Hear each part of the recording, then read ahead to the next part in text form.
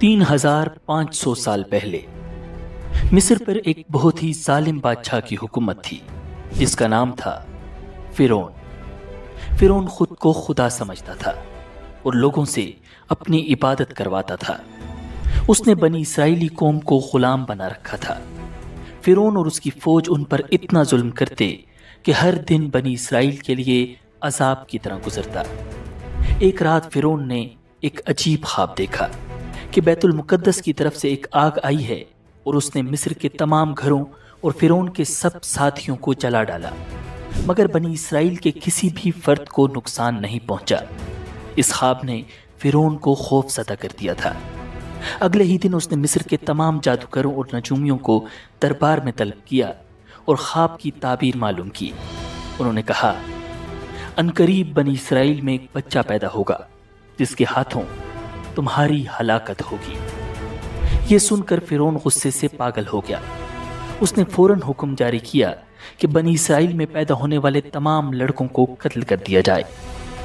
इस हुक्म के फौरन बाद फिरौन की आर्मी ने बनी इसराइलियों के घरों पर छापे मारना शुरू कर दिए और बच्चों को पकड़ पकड़ कर कत्ल करने लगे। देखते ही देखते बनी इसराइल के हजारों बच्चे ज़बह कर दिए गए।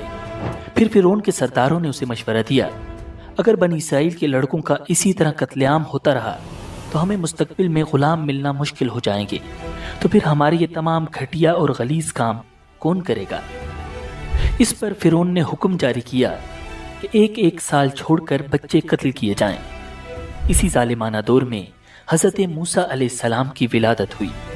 नजूमियों ने फिरौन को इत्तला दे दी कि बच्चा पैदा हो चुका है। ये खबर सुनकर फिरौन मजीद बदहवास हो गया।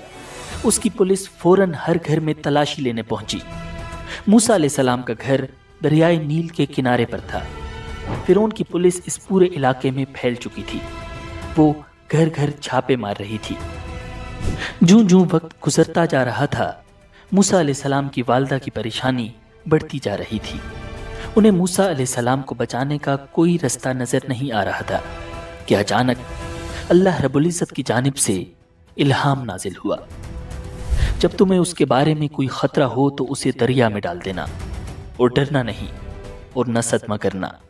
यकीन रखो, हम उसे वापस तुम्हारे पास पहुंचा कर रहेंगे और उसको पैगंबरों में से एक पैगंबर बनाएंगे। मूसा अलैहिस्सलाम की वालिदा का दिल बेकरार था, मगर अल्लाह के हुक्म पर ईमान रखते हुए उन्होंने अपने लख्ते जिगर को एक मजबूत संदूक में रखा, उसे नरमी से चादर में लपेटा और रात के अंधेरे में दबे कदमों दरियाए नील की तरफ बढ़ी।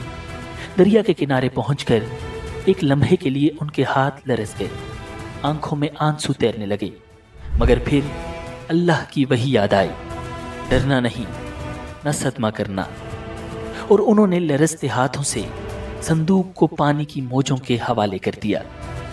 संदूक हल्की हल्की लहरों के साथ बहता हुआ दूर जाने लगा और मूसा अलैहिस्सलाम की वालिदा बेबसी के आलम में उसे नजरों से ओझल होता देखती रही। उनका दिल बेकरार हो गया। वो भागकर दरिया में कूदने को तैयार हुई, मगर अल्लाह ने उनके दिल को सब्र अता फरमाया। उन्होंने अपनी बेटी से कहा, मेरी बच्ची, जा देख कहाँ जाता है ये संदूक, नजर रखना मगर किसी को पता न चले। मूसा अलैहिस्सलाम की बहन खामोशी से चल पड़ी। वो दरिया के किनारे किनारे चलती रही, संदूक को नजरों से ओझल न होने दिया। पानी की मौजें नर्म थी, जैसे वो भी अल्लाह के हुक्म पर चल रही हों।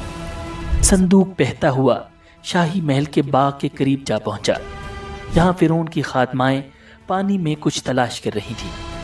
अचानक एक खादमा की नजर उस बहते हुए संदूक पर पड़ी। ये क्या चीज है? उसने हैरत से कहा और तेजी से पानी में हाथ डालकर उसे किनारे पर खींच लिया। संदूक खोला गया तो एक मासूम नूरानी चेहरा जाहिर हुआ। बच्चे की मासूमियत और हुस्न ने सबको हैरान कर दिया। खात्माओं ने उसे उठा लिया और फिरौन की बीवी आसिया की खिदमत में पेश कर दिया। नाज़रीन, आसिया बे औलाद थी, तो उन्होंने जब संदूक में एक हसीनो जमील चांद जैसे बच्चे को लेटे देखा तो फरेफ्ता हो गईं। बेख्तियार बच्चे को गोद में उठाया और जल्दी से फिरौन के पास ले गईं और बोली, ये मेरी और तुम्हारी दोनों की आंखों की ठंडक है, इसे कत्ल न करना। شاید یہ ہمیں فائدہ پہنچائے یا ہم اسے اپنا بیٹا بنا لیں۔ اہلیہ کی شدید خواہش کی وجہ سے فرعون نے دل پر پتھر رکھ کر اس بچے کی پرورش کی اجازت دے دی۔ ادھر حضرت موسیٰ علیہ السلام کی والدہ نے انہیں دریا کے سپرد تو کر دیا تھا، لیکن وہ بے قرار تھی۔ چنانچہ انہوں نے حضرت موسیٰ علیہ السلام کی بہن مریم بنت عمران کو بھائی کی خبرگیری کے لیے بھیجا۔ مریم دور سے صندوق کو دیکھتے ہوئے دریا کے کنارے کنارے چلتی ہوئی فرعون کے محل تک پہنچ گئی، جہاں فرعون کی بیوی دیگر عورتوں کے ساتھ بڑی دیر سے معصوم بچے کو دودھ پلانے کی کوششوں میں مصروف تھی، لیکن کوئی آیا انہیں دودھ پلانے اور چپ کروانے میں کامیاب نہیں ہو رہی تھی۔ قرآن پاک میں ارشاد ہے، اور ہم نے پہلے ہی سے اس پر دائیوں کے دودھ حرام کر دیے تھے۔ ناظرین، جوں جوں وقت گزرتا جا رہا تھا، بھوکے بچے کی بےتابی دیکھ کر آسیہ کی بے چینی بڑھتی جا رہی تھی۔ حضرت موسیٰ علیہ السلام کی بہن مریم دروازے پر کھڑی یہ سب منظر دیکھ رہی تھی۔ بالآخر بول پڑی، کیا میں تمہیں ایسا گھرانہ بتاؤں کہ جو تمہارے لیے اس بچے کو پالیں اور اس کی خیر خواہی سے پرورش کریں؟ فرعون کی بیوی کی خواہش پر مریم جلدی سے جا کر اپنی والدہ کو محل میں لے آئیں، اور حضرت موسیٰ علیہ السلام نے فوری طور پر اپنی والدہ کی چھاتی سے لگ کر دودھ پی لیا۔ یوں اللہ تعالیٰ نے آپ علیہ السلام کی والدہ سے کیا ہوا وعدہ پورا کر دیا۔ ارشاد باری تعالیٰ ہے، تو ہم نے ان کو ان کی ماں کے پاس پہنچا دیا تاکہ اس کی آنکھیں ٹھنڈی ہوں اور وہ غم نہ کھائیں، اور جان لیں کہ اللہ کا وعدہ سچا ہے، لیکن اکثر لوگ نہیں جانتے۔ ناظرین، آسیہ نے حضرت موسیٰ علیہ السلام کی والدہ سے درخواست کی کہ وہ محل ہی میں رہنے لگیں اور اس بچے کی پرورش کریں، لیکن حضرت موسیٰ علیہ السلام کی والدہ نے انکار کر دیا کہ میرے شوہر اور بچے پریشان ہوں گے۔ اس پر آسیہ بچہ انہیں دینے پر مجبور ہو گئیں۔ پھر اس نے بچے کے لیے وظیفہ بھی مقرر کر دیا۔ یوں اللہ تعالیٰ کی شان دیکھیے کہ جس بچے کے خوف سے فرعون نے ہزاروں بچے ذبح کروا دیے، وہ بچہ فرعون کی زیر نگرانی اور سرکاری تحفظ میں پروان چڑھنے لگا۔ ناظرین، حضرت موسیٰ علیہ السلام رضاعت کی عمر تک اپنی والدہ کے پاس ہی پرورش پاتے رہے۔ پھر جب آپ کا دودھ چھڑوایا گیا تو والدہ نے آپ کو دوبارہ فرعون کی بیوی کے حوالے کر دیا۔ یوں ہی وقت گزرتا رہا، اور ایک دن ایک نہایت عجیب واقعہ رونما ہوا۔ حضرت آسیہ نے موسیٰ علیہ السلام کو پیار سے اٹھایا اور فرعون کی گود میں بٹھا دیا، لیکن جو ہی حضرت موسیٰ نے فرعون کو دیکھا، فوراً اس کی داڑھی پکڑ لی اور ایک زوردار تمانچہ مار دیا۔ بعض روایات کے مطابق ان کے ہاتھ میں ایک چھوٹی سی چھڑی تھی جو انہوں نے فرعون کے سر پر دے ماری۔ فرعون غصے سے پاگل ہو گیا۔ وہ پہلے ہی کاہنوں کی اس پیشگوئی سے ڈرا ہوا تھا جس میں کہا گیا تھا کہ وہ بنی اسرائیلی بچہ پیدا ہو چکا ہے جس نے فرعون کا تخت الٹنا ہے۔ وہ چلایا، یہی وہ بچہ ہے، اسے ابھی قتل کر دو۔ محل میں سناٹا چھا گیا، لیکن حضرت آسیہ ہمت جمع کر کے بولی، بادشاہ سلامت، یہ ایک معصوم بچہ ہے، اسے کسی چیز کی سمجھ نہیں، اگر یقین نہیں آتا تو اس کا امتحان لے لیں۔ فرعون بہت غصے میں تھا، مگر بالآخر اس بات پر مان گیا۔ ناظرین، اب امتحان لینے کی خاطر 2 تشت منگوائے گئے، ایک میں چمکتے سرخ یاقوت اور دوسرے میں دہکتے ہوئے انگارے۔ حضرت آسیہ بولی، یہ اگر واقعی سمجھدار ہے تو یاقوت اٹھائے گا، اور اگر نادان ہے تو انگاروں کی طرف ہاتھ بڑھائے گا۔ ناظرین، روایات کے مطابق حضرت موسیٰ علیہ السلام نے یاقوت کی طرف ہاتھ بڑھایا، لیکن عین اسی لمحے حضرت جبرائیل علیہ السلام نے ان کا ہاتھ پکڑا اور انگاروں کی طرف لے گئے۔ حضرت موسیٰ علیہ السلام نے ایک انگارہ اٹھایا اور معصومیت میں اپنے منہ میں رکھ لیا۔ جیسے ہی زبان چلی، آپ زور زور سے رونے لگے۔ یہ دیکھ کر فرعون کو یقین آ گیا کہ بچہ بے قصور ہے، اور اس نے اپنا فیصلہ بدل دیا۔ لیکن یہی وہ لمحہ تھا جب حضرت موسیٰ علیہ السلام کی زبان میں لکنت پیدا ہو گئی۔ ناظرین، یوں ہی وقت گزرتا رہا اور حضرت موسیٰ علیہ السلام شاہی محل میں حضرت آسیہ کی نگرانی میں پروان چڑھنے لگے۔ جب آپ شباب کو پہنچے تو ایک نہایت خوبصورت، طاقتور اور بے حد ذہین جوان تھے۔ مصر میں انہیں فرعون کے لےپالک بیٹے کے طور پر جانا جاتا تھا، اسی وجہ سے آپ کا رعب و دبدبہ بھی بہت تھا، لیکن وہ جانتے تھے کہ ان کا تعلق بنی اسرائیل سے ہے۔ یہی وجہ تھی کہ جب وہ اپنی قوم پر ظلم ہوتا دیکھتے تو بے حد دکھی ہوتے اور ہمیشہ ان کی مدد کی کوشش کرتے۔ ناظرین، ایک دن حضرت موسیٰ علیہ السلام شہر میں گشت کر رہے تھے کہ انہوں نے دیکھا ایک قبطی سپاہی ایک اسرائیلی کو بے دردی سے مار رہا ہے۔ اسرائیلی نے جب حضرت موسیٰ علیہ السلام کو دیکھا تو مدد کے لیے پکارا۔ حضرت موسیٰ علیہ السلام نے قبطی کو روکنے کی کوشش کی، لیکن وہ ظلم سے باز نہ آیا۔ آپ کافی دیر تک اسرائیلی کو چھڑوانے کی کوشش کرتے رہے، لیکن قبطی کسی طور پر اسے چھوڑنے کے لیے تیار نہ تھا۔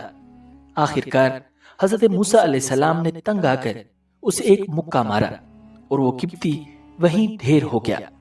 حضرت موسیٰ علیہ السلام کا ارادہ اسے قتل کرنے کا نہیں تھا، لیکن وہ اتنے طاقتور تھے کہ قبطی ایک ہی وار میں مر گیا۔ ناظرین، یہ خبر پورے مصر میں پھیل گئی، مگر قاتل کا کسی کو علم نہ تھا۔ اگلے دن حضرت موسیٰ علیہ السلام پھر گشت پر نکلے۔ ابھی کچھ ہی دور گئے تھے کہ دیکھا وہی اسرائیلی کسی دوسرے قبطی سے جھگڑا کر رہا ہے۔ اس نے جب حضرت موسیٰ علیہ السلام کو دیکھا تو پھر مدد کے لیے پکارا۔ آپ نے فرمایا، بے شک تو ہی صریح گمراہ شخص ہے، اور پھر قبطی کو چھڑوانے کے لیے آگے بڑھے۔ اسرائیلی نے سمجھا کہ یہ مجھ پر غصہ کر رہے ہیں اور آج مجھے مار ڈالیں گے، تو اس نے فوراً چلا کر کہا، اے موسیٰ، کیا تم مجھے بھی ویسے ہی قتل کرنا چاہتے ہو جیسے کل قبطی کو مارا تھا؟ یہ سنتے ہی قبطی بھاگا اور فرعون کو خبر دے دی۔ فرعون نے فوراً حضرت موسیٰ علیہ السلام کی گرفتاری کا حکم دے دیا۔ ناظرین، فرعون کے بہت سے درباری دل ہی دل میں حضرت موسیٰ علیہ السلام کے مخالف تھے۔ انہوں نے آپ کو قتل کرنے کی تجویز دے دی۔ جب فرعون کے دربار میں حضرت موسیٰ علیہ السلام کے قتل کی سازش ہو رہی تھی تو وہاں موجود ایک شخص حضرت موسیٰ علیہ السلام کا ہمدرد تھا۔ وہ نیک دل شخص دوڑتا ہوا آیا اور بولا، موسیٰ، فوراً یہاں سے نکل جاؤ، فرعون تمہیں قتل کرنا چاہتا ہے۔ حضرت موسیٰ علیہ السلام کے پاس کوئی راستہ نہ تھا، کوئی زاد راہ نہ تھا، بس ایک دعا تھی، اے میرے رب، مجھے ظالموں سے بچا لے۔ ناظرین، اللہ تعالیٰ نے ایک فرشتے کو راستہ دکھانے کے لیے بھیجا۔ کئی دن کے طویل سفر کے بعد حضرت موسیٰ علیہ السلام مدین کے قریب ایک کنویں پر پہنچ گئے۔ آپ کنویں کے قریب درخت کے سائے میں بیٹھ گئے۔ وہاں آپ نے دیکھا کہ چرواہے اپنے جانوروں کو پانی پلا رہے ہیں، مگر ایک طرف دو لڑکیاں کافی دیر سے اپنے مویشی لیے کھڑی ہیں اور ان کی باری نہیں آ رہی۔ حضرت موسیٰ علیہ السلام نے پوچھا، تم یہاں کیوں کھڑی ہو؟ انہوں نے جواب دیا، ہمارے گھر میں کوئی جوان نہیں ہے، ہمارے والد بہت ضعیف ہیں، جب سب لوگ اپنے جانوروں کو پانی پلا کر چلے جائیں گے تو پھر ہم اپنے جانوروں کو پانی پلائیں گے۔ یہ سن کر حضرت موسیٰ علیہ السلام سے رہا نہ گیا۔ وہ اٹھے، لڑکیوں کے مویشیوں کو پکڑا اور لوگوں کے بیچ میں سے رستہ بناتے ہوئے کنویں تک پہنچ گئے۔ کنویں سے پانی نکال کر سب مویشیوں کو سیر ہو کر پلایا اور واپس آ گئے۔ لڑکیاں شکریہ ادا کر کے چلی گئیں۔ ناظرین، روایات میں آتا ہے کہ وہ حضرت شعیب علیہ السلام کی صاحبزادیاں تھیں۔ جب وہ وقت سے پہلے گھر پہنچی تو ان کے والد حضرت شعیب علیہ السلام حیران ہوئے اور انہوں نے جلد گھر آنے کی وجہ پوچھی۔ جب انہوں نے سارا واقعہ سنا تو فوراً کہا، جاؤ اس نیک دل اجنبی کو میرے پاس بلا کر لاؤ۔ ناظرین، یہی وہ لمحہ تھا جہاں حضرت موسیٰ علیہ السلام کی زندگی ایک نئے موڑ پر آنے والی تھی۔ ناظرین، قرآن مجید میں ارشاد ہے کہ تھوڑی دیر بعد ان دونوں عورتوں میں سے ایک ان کے پاس شرم و حیا کے ساتھ چلتی ہوئی آئی، کہنے لگی، میرے والد آپ کو بلا رہے ہیں تاکہ آپ کو اس بات کا انعام دیں کہ آپ نے ہماری خاطر جانوروں کو پانی پلایا ہے۔ ناظرین، جب حضرت موسیٰ علیہ السلام حضرت شعیب علیہ السلام کے گھر پہنچے تو انہوں نے احترام کے ساتھ سلام کیا۔ حضرت شعیب علیہ السلام نے انہیں بیٹھنے کو کہا اور پوچھا، بیٹے تم کہاں سے آئے ہو اور یہاں تک کیسے پہنچے؟ حضرت موسیٰ علیہ السلام نے مصر سے فرار، قبطی کے قتل اور فرعون کے ظلم کی پوری داستان سنائی۔ حضرت شعیب علیہ السلام بڑے غور سے سنتے رہے اور پھر تسلی دیتے ہوئے فرمایا، گھبراؤ مت، اب تم ظالموں کی پہنچ سے دور ہو۔ یہ حضرت موسیٰ علیہ السلام کے لیے سکون کا لمحہ تھا، کئی دن کے بھوکے اور تھکے ہوئے تھے۔ حضرت شعیب علیہ السلام نے ان کی خاطر مدارت کی اور کہا کہ وہ جب تک چاہیں ان کے پاس ٹھہر سکتے ہیں۔ ناظرین، حضرت شعیب علیہ السلام کی دونوں بیٹیاں نیک، شرمیلی اور باحیا تھیں۔ ان میں سے ایک بیٹی نے اپنے والد سے عرض کیا، ابا جان، آپ ان کو اجرت پر کوئی کام دے دیجئے۔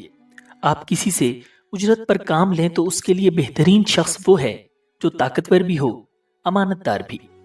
حضرت شعیب علیہ السلام نے حضرت موسیٰ علیہ السلام کو بلایا اور فرمایا، میں چاہتا ہوں کہ اپنی 2 لڑکیوں میں سے ایک سے تمہارا نکاح کر دوں، بشرطے کہ تم 8 سال تک اجرت پر میرے پاس کام کرو۔ پھر اگر تم 10 سال پورے کر دو تو یہ تمہارا اپنا فیصلہ ہوگا، اور میرا کوئی ارادہ نہیں ہے کہ تم پر مشقت ڈالوں۔ انشاءاللہ تم مجھے ان لوگوں میں سے پاؤ گے جو بھلائی کا معاملہ کرتے ہیں۔ ناظرین، یہ حضرت موسیٰ علیہ السلام کے لیے بہترین موقع تھا۔ انہوں نے فوراً رضامندی ظاہر کی اور نکاح طے پا گیا۔ پھر وہ حضرت شعیب علیہ السلام کی بکریاں چرانے لگے اور وہیں رہائش اختیار کر لی۔ انہوں نے 10 سال تک یہ خدمت انجام دی۔ ناظرین، جب 10 سال مکمل ہوئے تو حضرت موسیٰ علیہ السلام نے حضرت شعیب علیہ السلام سے اجازت لی اور اپنی اہلیہ کے ساتھ مصر واپس روانہ ہوئے۔ رستے میں ایک ایسا عظیم معجزہ پیش آیا جس نے ان کی زندگی ہمیشہ کے لیے بدل دی۔ ناظرین، ایک رات شدید سردی اور اندھیرا تھا۔ اچانک حضرت موسیٰ علیہ السلام کو طور پہاڑ کے قریب ایک روشنی نظر آئی۔ انہوں نے اپنے اہل خانہ سے کہا، ٹھہرو، میں نے ایک آگ دیکھی ہے، شاید میں وہاں سے کوئی خبر لے آؤں یا کوئی انگارہ لاؤں تاکہ تم لوگ گرم ہو سکو۔ حضرت موسیٰ علیہ السلام جلدی سے آگ کی طرف بڑھے، مگر جیسے ہی وہاں پہنچے تو انہیں ایک درخت سے ایک نورانی آواز سنائی دی، یا موسیٰ انی انا اللہ رب العالمین، اے موسیٰ، میں ہی اللہ ہوں، سارے جہانوں کا رب۔ ناظرین، یہ انسانی تاریخ کا عظیم ترین واقعہ تھا جب اللہ رب العزت نے براہ راست ایک پیغمبر سے کلام کیا۔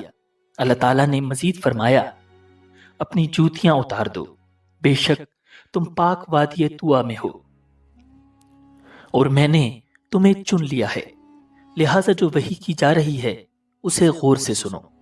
حقیقت یہ ہے کہ میں ہی اللہ ہوں، میرے سوا کوئی معبود نہیں ہے، اس لیے میری عبادت کرو اور مجھے یاد رکھنے کے لیے نماز قائم کرو۔ یقین رکھو کہ قیامت کی گھڑی آنے والی ہے، میں اس کے وقت کو خفیہ رکھنا چاہتا ہوں تاکہ ہر شخص کو اس کے کیے کا بدلہ ملے، لہٰذا کوئی شخص تمہیں اس سے ہرگز غافل نہ کرنے پائے جو اس پر ایمان نہ رکھتا ہو اور اپنی خواہشات کے پیچھے چلتا ہو، ورنہ تم ہلاکت میں پڑ جاؤ گے۔ پھر اللہ تعالیٰ نے حضرت موسیٰ علیہ السلام سے سوال کیا، اور یہ تمہارے دائیں ہاتھ میں کیا ہے اے موسیٰ؟ حضرت موسیٰ علیہ السلام نے عرض کیا، یہ میری لاٹھی ہے، میں اس پر سہارا لیتا ہوں، بکریوں کے لیے پتے جھاڑتا ہوں اور اس سے دیگر کام لیتا ہوں۔ اللہ تعالیٰ نے حکم دیا، موسیٰ اسے نیچے پھینک دو۔ چنانچہ انہوں نے اسے پھینک دیا۔ بس پھر کیا تھا، وہ اچانک ایک دوڑتا ہوا سانپ بن گئی۔ حضرت موسیٰ علیہ السلام یہ دیکھ کر گھبرا گئے۔ اللہ تعالیٰ نے حضرت موسیٰ علیہ السلام کو تسلی دی اور فرمایا، اسے پکڑ لو اور ڈرو نہیں، ہم اسے دوبارہ اس کی اصل حالت میں کر دیں گے۔ پھر اللہ تعالیٰ نے حکم دیا، اور اپنا ہاتھ اپنی بغل میں ڈال کر نکالو، وہ بغیر کسی بیماری کے چمکتا ہوا نکلے گا۔ یہ ایک اور نشانی ہے۔ ناظرین، یہ معجزات عطا کرنے کے بعد اللہ تعالیٰ نے حضرت موسیٰ علیہ السلام کو حکم دیا کہ وہ فرعون کے دربار میں جائیں اور اسے اللہ کی وحدانیت کی دعوت دیں۔ وہ سرکشی میں حد سے آگے نکل چکا ہے۔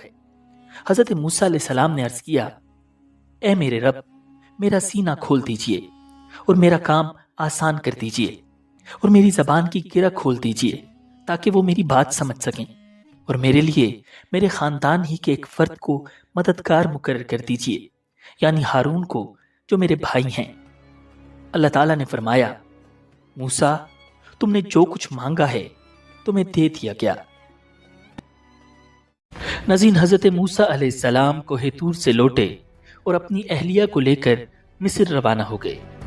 روایات میں آتا ہے کہ اللہ رب العزت نے حضرت ہارون علیہ السلام کو نبوت کے منصب پر فائز فرما کر حضرت موسیٰ علیہ السلام کے مصر آنے کی خبر دے دی تھی۔ चुनांचे हजरत हारून अलैहिस्सलाम ने आपका इस्तकबाल किया और घर ले गए। हजरत मूसा अलैहिस्सलाम 10 साल बाद घर वालों से मिले थे। अल्लाह रब्बुल इज़्ज़त के हुक्म के मुताबिक दूसरे ही दिन हजरत मूसा अलैहिस्सलाम और हजरत हारून अलैहिस्सलाम फिरौन के दरबार में पहुंच गए। दरबार में दरबारी, मुशीर और सरदार मौजूद थे। वो सब उस लम्हे का इंतजार कर रहे थे कि देखें मूसा जो कभी शाही महल में पलकर जवान हुआ था, आज फिरौन के सामने क्या कहता है।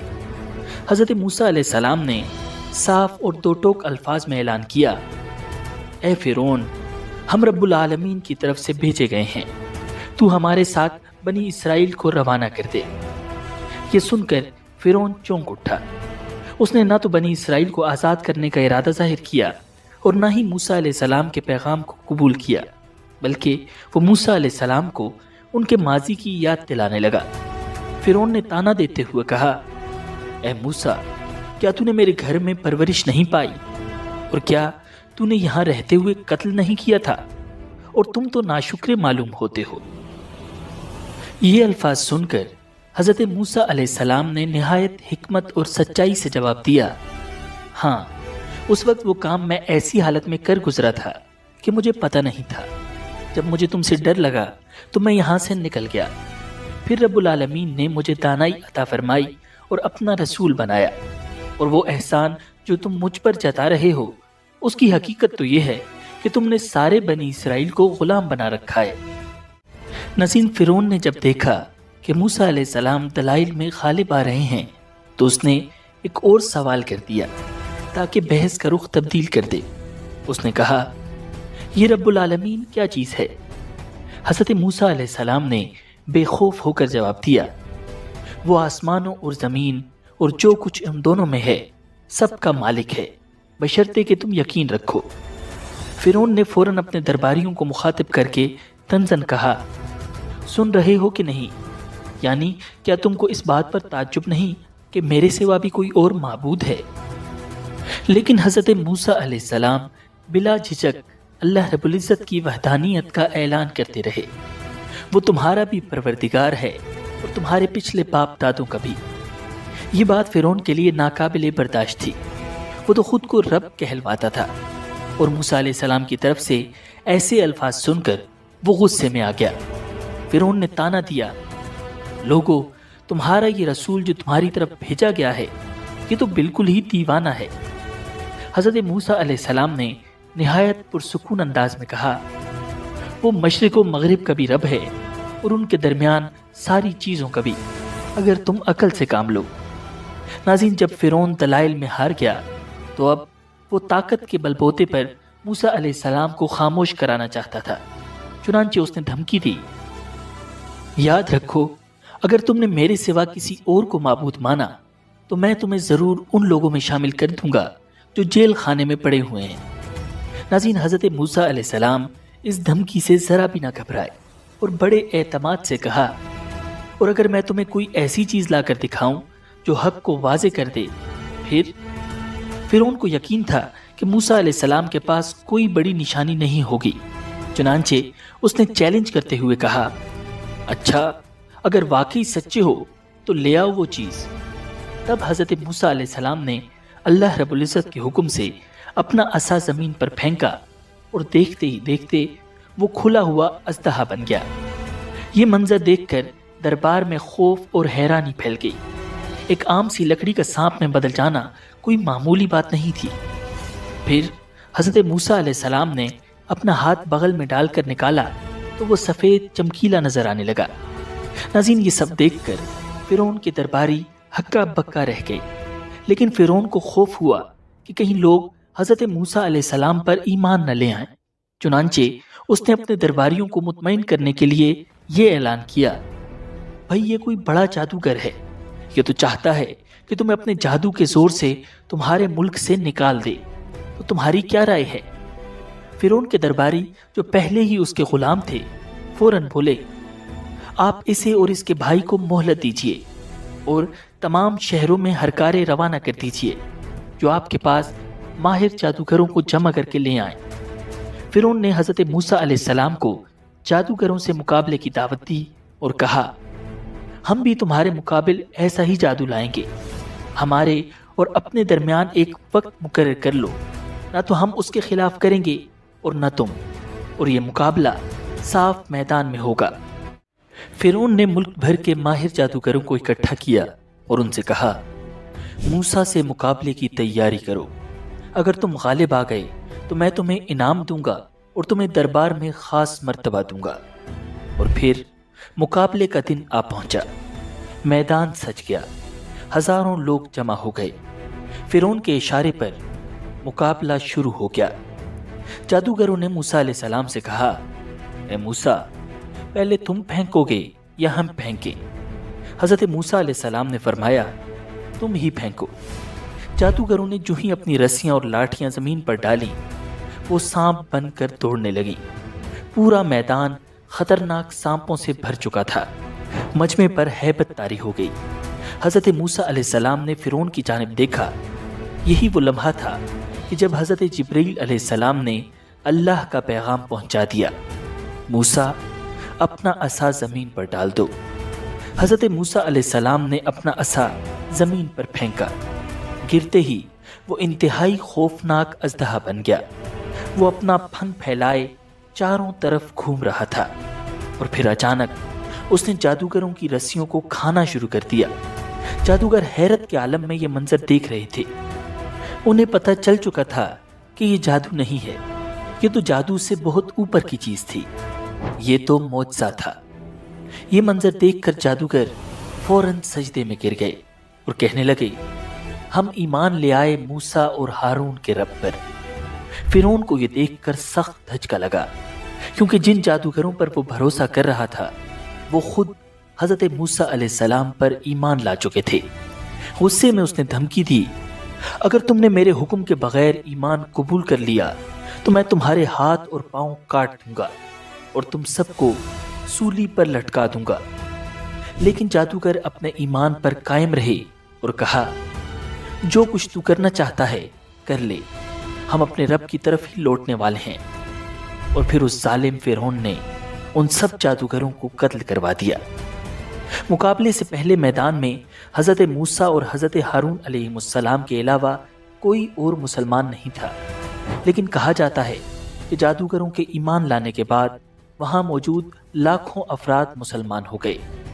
اس واقعے کے بعد حضرت موسیٰ علیہ السلام تقریباً 20 سال تک مصر میں رہے اور نہایت صبر و استقامت کے ساتھ دین کی تبلیغ کرتے رہے، مگر فرعون اور اس کی قوم نافرمانی پر قائم رہی. اس دوران اللہ تعالیٰ نے فرعون اور اس کی قوم پر مختلف عذاب نازل کیے، لیکن فرعون کا تکبر اور بڑھتا چلا گیا.